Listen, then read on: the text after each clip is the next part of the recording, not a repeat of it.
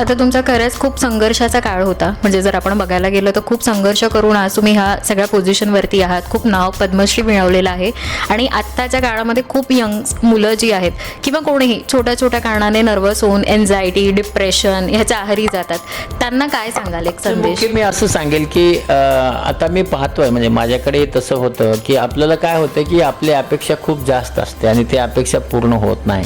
दुसरं कसं, त्या अपेक्षेपर्यंत जाण्यासाठी जे हार्डवर्क आहे, आत्ताच्या पिढीला ते हार्डवर्क करण्याची सवय नाही राहिली. आपल्या काळात हार्डवर्क खूप होतं, आता नाही राहिल्यामुळं मी एकडं निश्चित सांगेल की तुम्ही ध्येय ठेवत असताना 2-4 ध्येय ठेवा, एकच ध्येय ठेवू नका. आणि त्याच्यासाठी जर तुम्ही हार्डवर्क केलं तर तुम्ही यशस्वी होणारच आहेत.